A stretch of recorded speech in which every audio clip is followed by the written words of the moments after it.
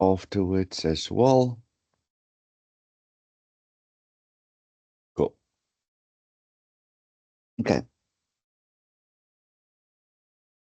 The last study unit for the last time before we do some prep next week on both study units 10 and 11 for assignment 5. So next week, Thursday, we'll do a first round of prep. Next week, Sunday, we'll do a second round of prep. And when you guys need to hand in the assignment on that, so not coming Monday, next week, Monday, I think it's the second of September or something like that. So then you guys need to hand in your last assignment. Okay, so study unit 11 on simple regression. Like last time, I just wanted to show a bit of things that are important. Let's shift it a bit around. So the way that we work out your linear equation, in this linear equation, we've got a few things that we need to look at. So if we look at it from a pure algebra method, and we look at some linear equation models, this would be also called mx plus c, where that is your y cutoff and b1 is your slope. Okay, so that is, I think, one of the important things, because what we've seen on Thursday, and what I'll show today again, is sometimes they reference in questions that you need to work out B1 or B0. So again, this is just a nice reference point to see what it means, because again, sometimes one just forget, and it's again it's open book, so you guys are allowed to make notes. So it's not that we must be caught out by something like a B0 and a B1, where we can make notes on it to say B0 is the Y cutoff, B1 is the slope.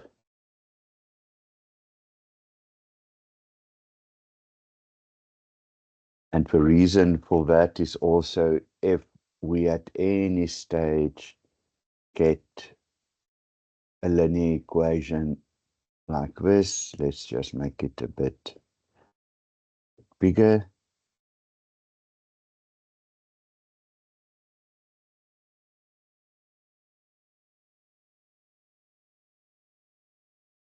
Then we can say what is the slope is the one with the x, the one without the x is the y cutoff. So if there was any reference to B0 and B1 in the question, it should not be a problem for us. Okay, but let's also just look at a few other things. So very important for the theoretical component, just to look at all these definitions of R. So in Thursday session, we had a question or two around the coefficient correlation or correlation coefficient, where we talked about the values of R, so it can be between -1 and 1, and then the closer to 0, the weaker it is. If it is exactly 0, there's no relationship. Um, if it is close to zero, but not zero, a weak relationship, so you can nearly go up till 0.5. A weak relationship, then it becomes a strong relationship. If it's negative, it's a negative relationship, and if it has a positive value, it has a positive relationship. Okay, so um, the other thing that is important nearly is that something to remember, um, your slope and your R will be the same um, sign. So if your slope is positive, R will also be positive. If your slope is negative, your R number will also be negative. Okay, so just one of those things to remember. So if I give you again a set of answers that you need to pick out a correct or incorrect one, and these two don't align, then you know at least one of them is the wrong answer. Okay, so if you get a set of options and your slope and your correlation is not a similar sign, then at least you know one of them are definitely wrong. Okay. And then the other one, again, just that we know that we can use it. Um, if they give us these numbers, then yes, we can work out the Y cutoff. But before we can work that out, we actually need to work out the slope formula first. Okay, but again, then they need to give us information on the sum of x, y. They're not just going to give you the data and then expect you to work it out with this formula, because then there's way too many calculations that you need to do. They will then, if you need to use these formulas, they will give you this information. So they will give you what is the sum of x, y. They give you the sum of x, the sum of y. They might not give you the averages. So that's the two things that they might not give you, but your average, remember, you work it out as we did in study unit 3 when we looked at mean, median, and mode. Your average is your mean, so the sum of all the y numbers divided by n. And your x average is the sum of all the x values divided by n. Okay, so they might sometimes not give you the mean values, but you will be able to work it out with all the other numbers that they give you. Okay, so that is just a bit of information again around the formulas and what they might ask. So again today, just a few different questions that I've added, so that we can see a bit of something different to the things that we covered on Thursday. And again, coming Thursday with a prep for assignment 5, and next Sunday I will again have a set of different questions that we just make sure that we cover most possible questions that they might ask you in the assignments and in the exams as well. Okay, so this one, they tell us you've got a data set with X values and Y values, they could have made it a bit bigger, but that is now how it was on the screen. And then they basically ask you, consider the sample data below and develop a scatter plot. Which one of plots A to F best describe the data? Okay, so again, we're not going to ask you to do it yourself because, again, multiple choice, it's not feasible to do it in an online question, but they might ask you to do it this way. Okay, so things that I would do if I get something like this is, and you can see there is numbers. So the first thing I would look at is, if I look at my x's, what is the biggest number in my x's? It looks like there's two 32s, and my smallest number seems like there is two 22s. And so on my x value, I know that I'm sitting between 22 and 32.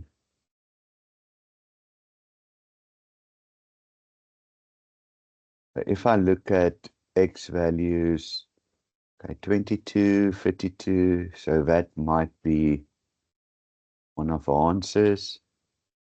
Okay, that looks like 18 to 40.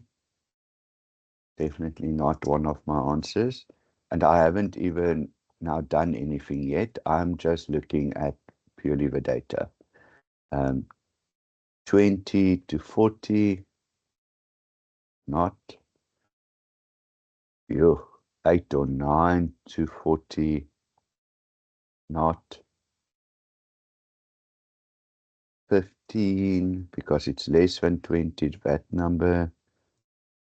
To 50, not. So far I've got 1, and this one is 15 to 35. So might be that I'm reading that one a bit skew, but let's say might.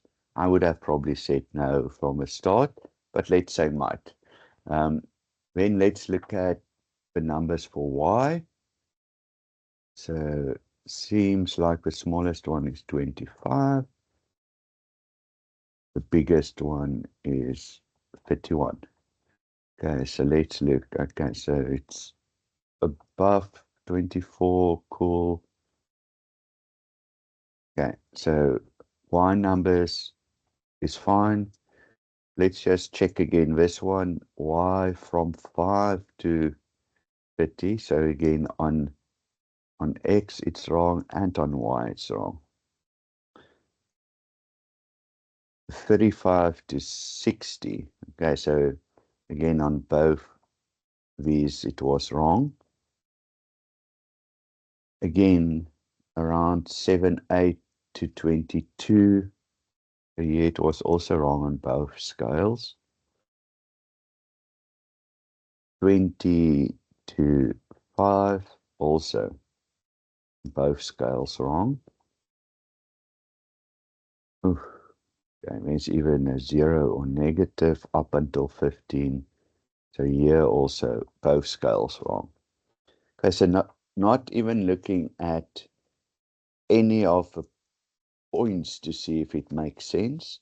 But if we wanted to, we could have now gone and say, let's just look at that point. It lies between 30 and 35, so that X seems like it can be 32. And then if we look at where it is on the other axis, yeah, it might be close to that. Okay, where all the other ones are wrong. So scatter plot A is the one that I would have selected. Now again, they love to do this with the stats course. If you said scatter plot A, point A would have been wrong because that references scatter plot B. So just be very careful now again And yeah, I don't know why they do it. I would have just had A to F, and the reference is the same as the plot. But now we look for scatterplot A. Scatterplot A, so it's actual option E. Okay, so a nasty one, yeah, because I think if you work through it, then it just makes sense that it will be option A. But then please don't go for just option A. Read also what it references, and specifically in the exam. Assignment is still fine if you make a mistake and one can rectify it, but in the exam, and this you then think you get right, you pick the wrong one, but you actually know the answer. Okay, so this one was more to look at the data. So if you now see this is the line, then that line, but I haven't asked now any questions around it, but that slope is positive. If we have the R relationship, that will also be positive. So already there's a few things that you can, and even if we don't know the slope over R, we can already make these assumptions. Okay, so that at least, so if there was anything around, we need to make assumptions around this question, then you can do it. Okay, so the same, if say D was correct, then we know the R is negative, as well as your slope is negative because it is a negative. Yeah, I know there's a few technical issues last couple of days, so session is recorded. I will put it onto um, our WhatsApp group a bit later on. So if you drop off, fully understand. I know there's on Telkom and MTN, there's also issues in certain areas. Don't worry, I'll share again everything later today on the group. Okay, let's look at a different type of question. So again, that is,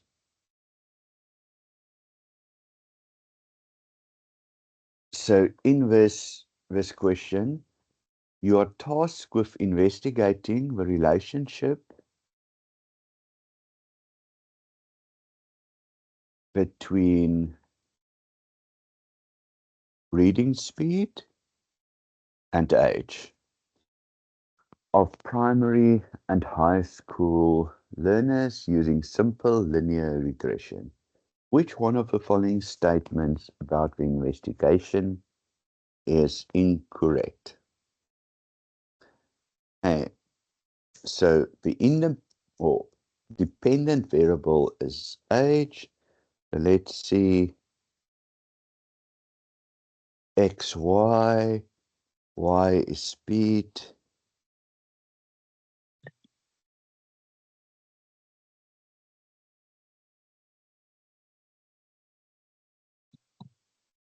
X is age. Okay, so let's quickly go back to our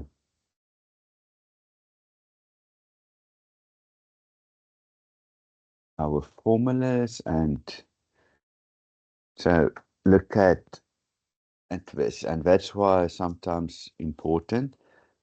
Two variables known as the dependent and the independent will be denoted by x. Okay, so independent X, dependent Y. Dependent variable is age, so if you look at it, age is X is independent. That is actually incorrect. Okay, and you allowed to, it's open book, so you're allowed to make notes.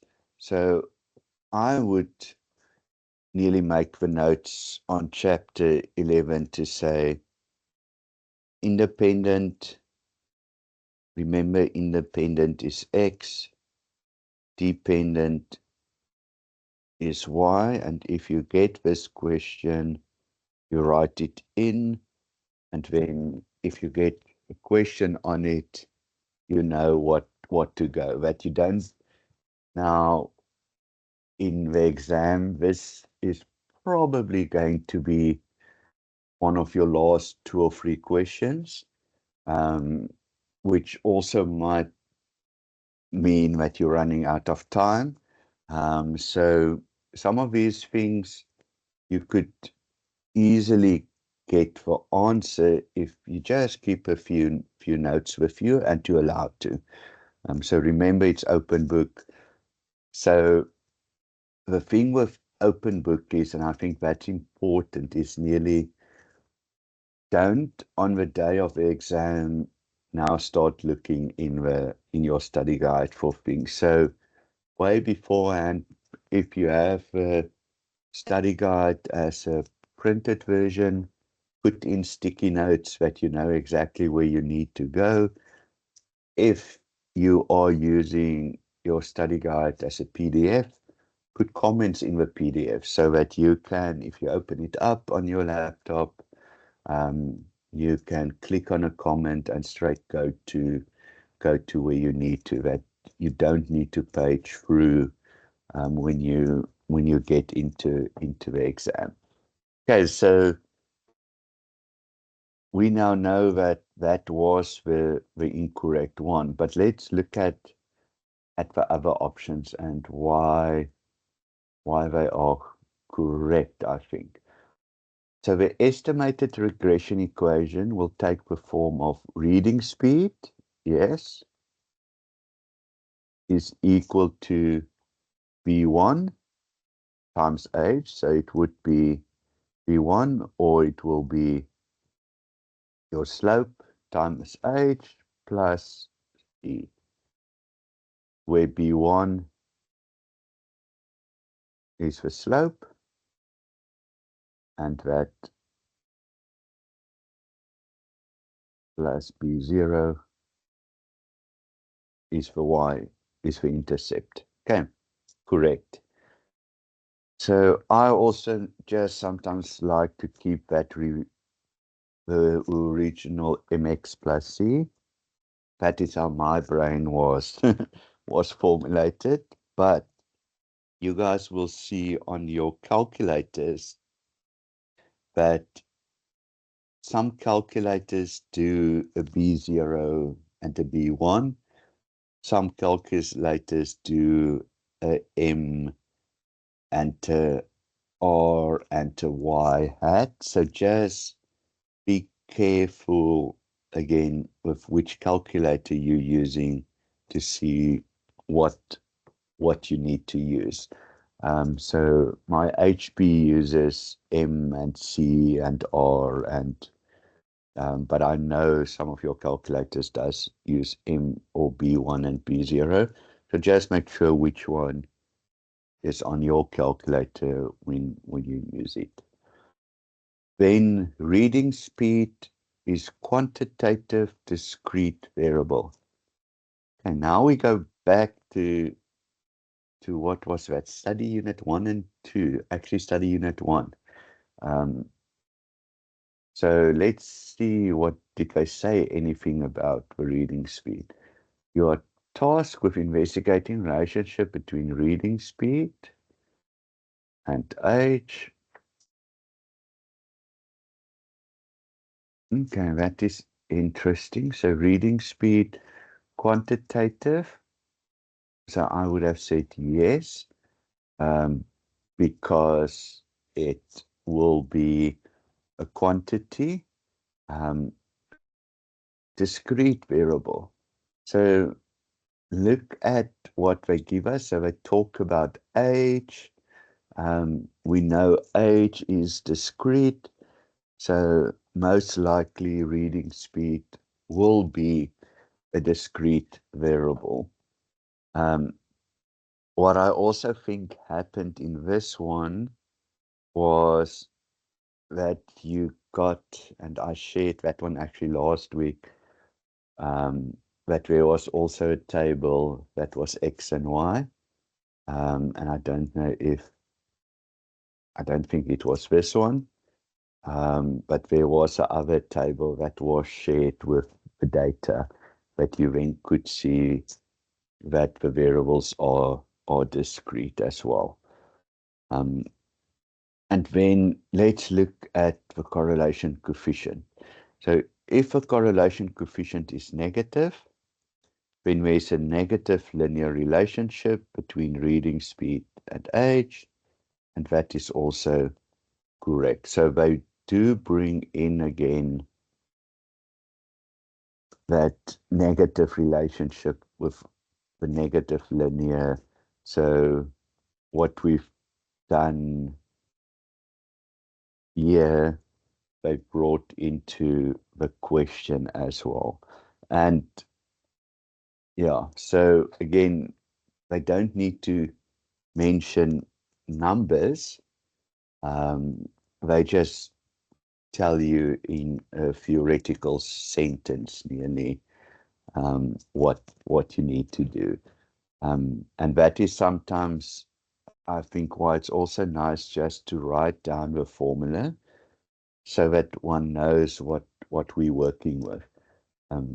Because sometimes if you look at this question, no numbers at all. And I love numbers because numbers give you direction, numbers at least tell you something. But when you don't have any numbers, it sometimes one is, okay, but what do we need to do now? So again, just be on when we do with theoretical things, it might be hugely driven by these types of questions, where some of the numbers are excluded. Okay, so another one like that. So bit different.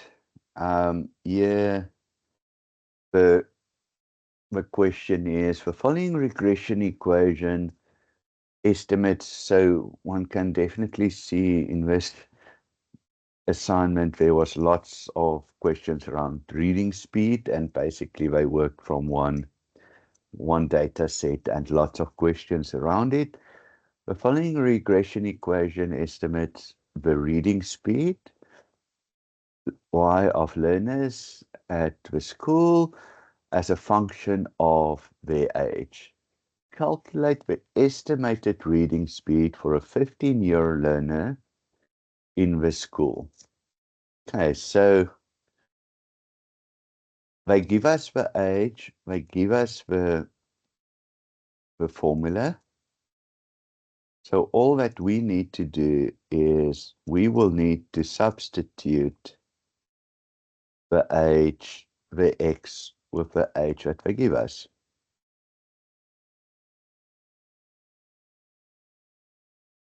So 10.4 times 15 plus 107.9. Okay, so in this one, again, it's nothing too bad. They tell us the equation, they tell us that the learner is 15 years old, so 15 times 10.4 is 156. 156 plus 107.9. and then it seems like it will be rounded off because there is not decimals in here. So 263.9 will be rounded off to 264. Okay, which is option A. Also noted they will not, in this instance, give you a number as 263 and then 264. Okay, they will not do that. So they would rather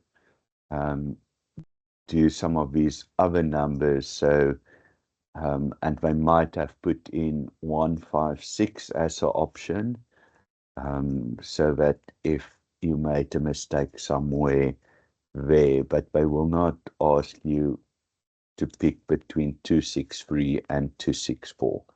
Okay, so that will not be a worry that you now need to worry about rounding off, and that there is two numbers that are nearly similar to the rounding off number. Okay, so what they might do between the different um, um, exam papers or assignment papers is that they might change the age of the learner. So if it was 14, then that would probably about 10 less. So that would have been nearly a learner of 14. If that was 16 or 17, it might be one of the other ones. So they might just nearly play with that age to make you get to different answer sets, because again, remember, in the assignment and in the exams, there are basically 2 or 3 different exam papers. So and the only thing that they change is the numbering. It's not going to be any different question sets or anything like that. It will just be that it might be that the 10.4 is 15.4 or something, and the 15 years is 14 or 16 or something like that. Okay, so let's go into the next one. So here again, they ask it a bit differently. So let's look at this question. So, and it was definitely a topic of reading speed. So now suddenly you also see a different formula. Okay, so they're not using the same formula as here. Don't think there was other formulas. So again, not using the same formula, they have changed the formula. But the reading school estimates a regression equation of learners at Hofmeyr Secondary School is reading speed is 13.1 times age plus 61.9 with a correlation coefficient of 0.686. Which one is incorrect? Okay, so let's see. A 17-year-old learner, and this might probably more be a question that's in the exam, where this you needed to just replace the X. This one you need to do a few different things. 17-year-old learner. So let's see. So 17-year-old learner, here we need to replace the age and find out if it is correct or incorrect.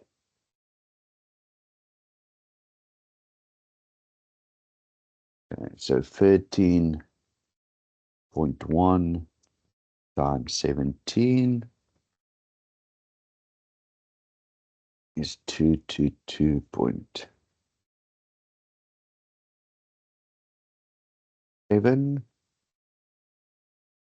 plus 61.9.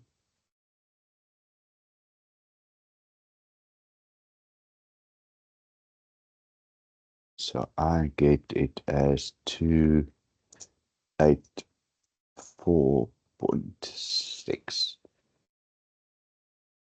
Okay, so 298, so A is wrong, and then that would have been the incorrect one. So in the assignment or in the exam, tick that, go on to the next question. But let's just quickly check all the other ones, why they are apparently correct. There is a moderate positive.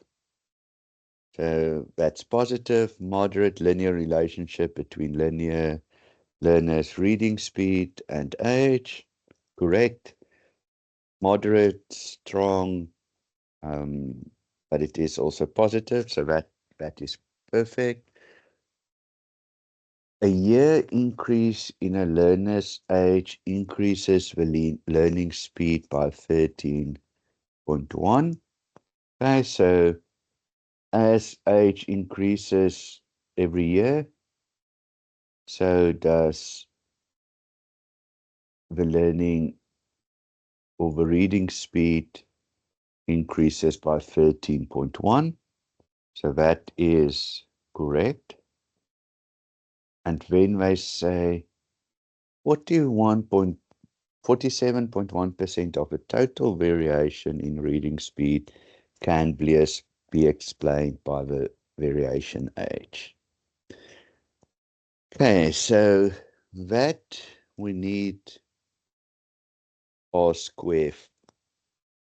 That we need to see if we say 0.686 to the power of 2. Let's see what that answer is. Then only do we know. So 0.686 times 0.686, that gives us 0.041,471. And if we multiplied it by 100 to get percentage, we do get 47.1%. Okay, so here we can see that the total variation, 47.1, is correct. Just remember, total variation refers to R square. Yes, positive relationship, the positive of the 0.686. The moderate is, and there is different. So how I normally look at it is above 0.8 is really strong. I know on their theory it's a bit different. For me, between 0.5 and 0.8 is moderate to strong, and then smaller than 0.5 for me is a weak relationship. Okay, so, but that is nearly, I normally have more than 2 categories that I have, and then the positive is because it is plus 0.686.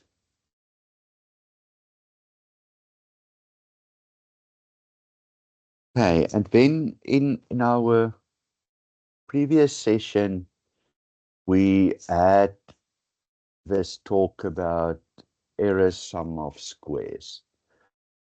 Okay, so what I did with this part is I just brought in so that you guys can see. So when we work out r square, we don't really use the sum of square errors or error square. We use regression sum of squares, and we use the total sum of squares to get to R. So even if you look at here, we've got the SSR, SST to get R. We never in this showed what the SSE is, so that's nearly your residual term.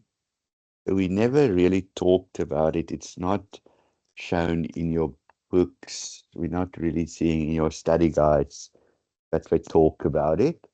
So even if you look at this set of um, formulas, this is also more to do with your sum square regional with the total than anything else. So I just thought, let's just bring in this SSE component for you guys so that you can see how it is calculated. And what is important here is they say that there's a y hat that is a predicted value. Okay, so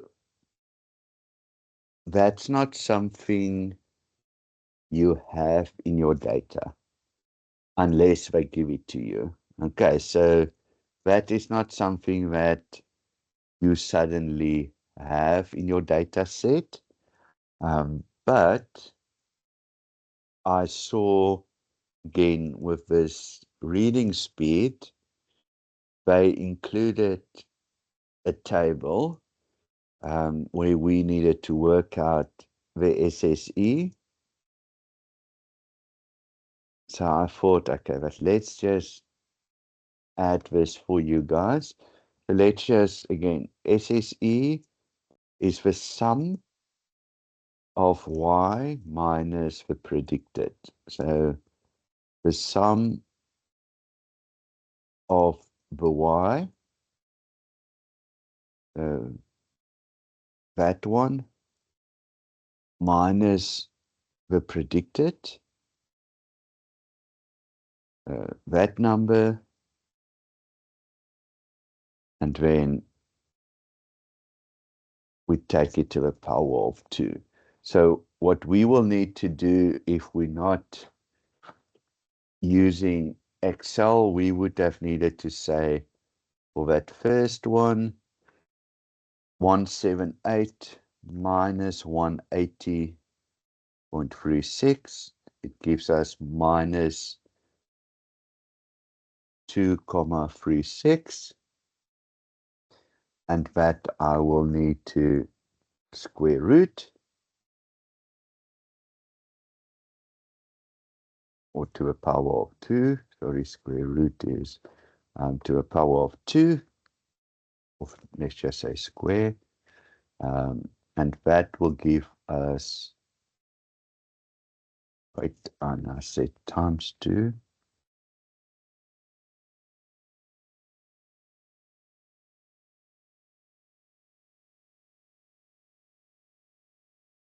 That will give us 5.57. Okay, now we need to do it for all, seems like 10, all 10 of them, and then all 10 of them, if we add it, we will get one of those. So I am rather going to, again, quickly put it in Excel.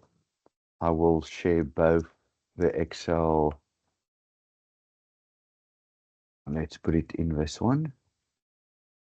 Then I will share this today with the with all the other things. So let's have that is your y, predicted y. I just want to crop it. It's only that I know there is somewhere function that you can actually copy the data table into Excel and it reads it. Okay, so 178 is for 180.36. So that minus that, you could see where it was. Then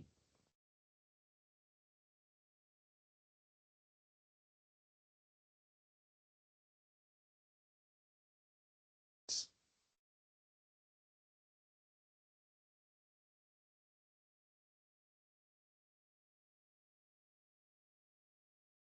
274, 271.28, 155, 160.17, 207, 180.36, 208, 198.54, 184, 198.54. Okay, interesting to see 2 times variable 198.54. So also just be careful when you work it out that you maybe don't skip one of them, because again, one can look at it and say, oops, I've doubled it, and you miss it, but it is actually, and it is doubled, and you just thought you made a mistake. The same with the next one, 196, that is 216.73, and 246, that is 216.73. So again, just be careful that you don't think you're making the mistake, but it's actually the data that has been given. Okay, and then what we need to work out is the sum of that. We see it, and let's just quickly see. Okay, they have rounded it off. So 2633. And then if we look at this, 2633 would be then option E. Okay, so again, it might be that they change it up a bit with the numbers that you might have gotten to A or B. C and D seems very small. So it might be if you have added only those, but that looks like it should give you 0, yes. So yeah, don't know how they might have gotten to the other ones, but that is just a way to work this out. So yeah, I wanted to show it because on Thursday there was 1 or 2 questions about the sum of square errors, more on the theoretical side. So then I thought, okay, let's just bring this in, because again, I haven't seen at all in the study guide the reference to the sum of square errors. But when you actually look at how total variation is set up, you have your regression sum of squares plus your sum of square errors. So again, if we look at, so this component will be that sum of square errors. And so if you look at it, y I minus yi hat, the predicted. So if we do that for all of them, add it up, that will be your sum of square errors. Okay, so your error term is the reference to the sum of square errors. So that's why we don't need it for the coefficient of determination, because we actually never look at the sum of square errors. But if you now need to, and that might be the interesting one that they might ask you. So let's just see. So if the sum of square, the R square, sum of square regression versus the total divided by the total, and let's say that is 0.5, we can work out what is R,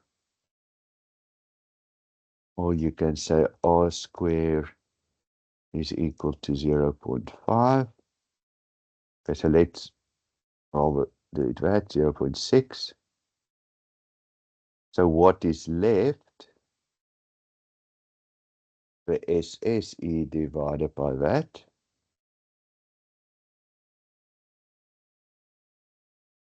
So I don't think they will go there, is what 1 minus that.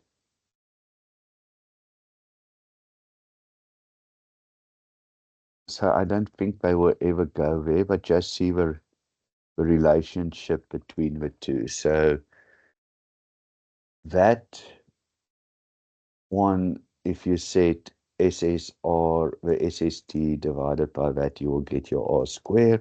So if that was 0.6, the one that's left is SSE.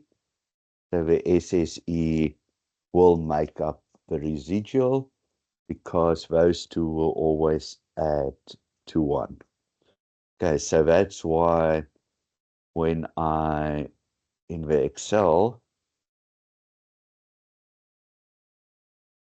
when I added the difference here between the y and the predicted, it was 0. Okay, so it will always add up that your two, the SSE plus the SSR will give you your SST. And so if that was 500, that was 300, that will give you 200. So that if you work out the difference, it will be equal to 0. Okay, so I don't think they will go into this, but I just wanted again to show you guys the relationship between some of these things. But we will, in our recap on Thursday and next week Sunday, again just look at it, so that we just look at all these weird things that might come in, so that we cover everything that you guys that can be thrown at you.